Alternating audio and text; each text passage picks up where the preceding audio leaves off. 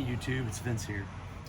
Hey, I looked on the internet for some videos about trying to fix one of these Stanley Fatmax jumper boxes. I've had them for a couple of years and performance has been okay and started to taper off. And I said, well, maybe there's a way to like take it apart, replace the battery, something like that. And I love this thing because it's got its own charger here. You just plug in an extension cord, USB charging, air compressor inside of it, a little LED battery status, and a little LED light, and an alternator check, which I've never even used. But anyway, then you hook up your cables, positive and negative, and it's got one of those polarity reversing things, so you can't mess it up. So I bought two of them, and like I said, the performance has not been up to par lately. So I opened it up and surprised at what I found. So let me show you. The top here, these two black pieces on the ends will come off. They're like guards. On the top, it's a 5mm hex that you undo, 4 of these across here. And on the bottom is just Phillips screws. So I'll pull these out and I'll show you what I found. So the 4 hex screws come out pretty easy. Nice looking little cap screw for the top. On the bottom is where the other screws are that hold these two pieces on, and also just hold the bottom cover on. So some of them are quite deep. You'll need a longer screwdriver, Phillips like this, to get down in here and get these screws out. And there's 4 screws here on the surface that take these 2 pieces here off. So I'll go ahead and zip those off real quick and show you how that works. So I took the 4 hex cap screws off at the top, and then this just comes right off here.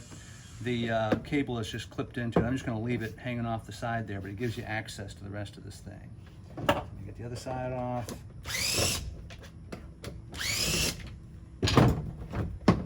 And now we've got about 9 or 10 Phillips screws that are holding this case in. But again, it's pretty easy to get to. They're just Phillips, nothing fancy. And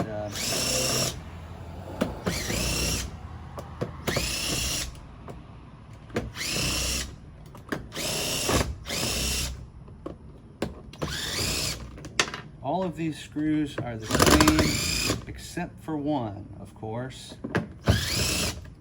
And that one is right here. The hole is slightly smaller, and the screw, you'll see, is slightly smaller. So again, that's this hole right here. Just remember where it's at, mark it if you need to, for when you put it back together. So now, we get this this cover off.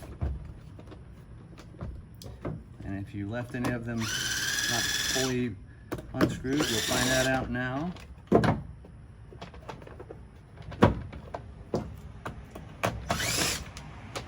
I told you I like the features of this thing. The build quality is not bad. It's typical made in China stuff. But now you can see inside, this is the battery, of course, takes up most of the room. Here's a little air compressor, and I've used this thing. I had a flat tire when I got back from a trip after 3 days sitting in the parking lot. Hooked this thing up, used the battery, ran the air compressor for about 8 or 10 minutes, put 30 PSI in. It was a slow leak, so I drove home, took it to the tire shop the next day. So anyway, here's what it looks like on the inside, but let me show you something else. Okay, so I took the back off of the Stanley Fatmax power jumper. Here's the battery, obviously. Takes up most of the inside of it. Here's a little air compressor over here. And, you know, the unit's relatively new. It's just not taking a charge, but once I opened into it, started taking a look, these screws that hold the cables onto the posts are actually loose. The nut, see that? The nut is loose on both of these. So I'm going to tighten this thing back up and hope that it'll take a charge and give me some more life. I'll let you know. All right, so tightening these posts up, maybe put a little thread locker on them, something like that, to make sure they don't vibrate loose, because these ride around in our cars. We have 2 of them. They ride around in our cars all the time. That vibration might work those screws out after a while.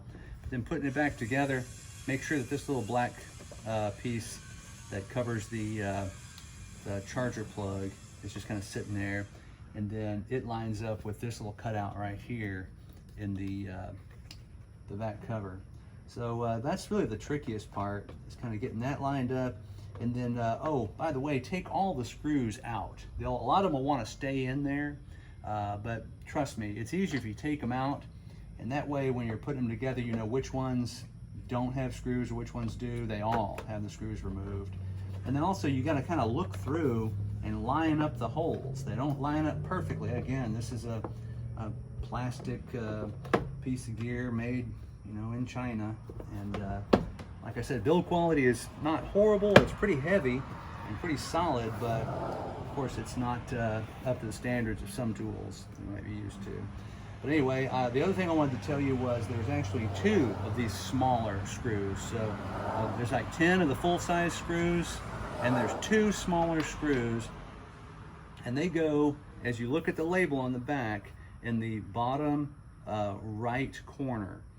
Here, and then underneath the handle that we're going to reattach. So we'll zip the screws back in, and should be ready to op check it, put it back in the vehicle, and it's ready to assist with a full charge. All right, all the Phillips screws are in the bottom.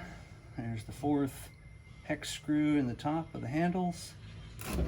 It's all back together and ready to go back in the trunk.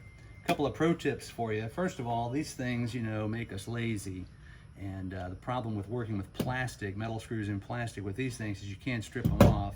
So don't be afraid to, you know, start them with the driver and then just use a good old-fashioned screwdriver so you don't get them too tight and strip that plastic in there. The other pro tip for you is on the bottom of mine, it was sliding around the trunk, and I got some of this heavy Velcro, and I just put the like the male side of it, 4 patches of that on here, and now it sits put in the trunk, doesn't slide around when I'm hanging those curves and hitting the brakes and whatnot. So anyway, again, the Stanley Fatmax, like I said, a pretty good piece of gear. When that battery does go out, and I know it only lasts 3 or 4 years, I'll probably try and find another battery, the rest of the unit's all functioning, and just replace the battery and keep using it. Well, anyway, hope this helps. If you have problems with it, don't just throw it away. Open it up and see if those cables are loose. We'll see you next time.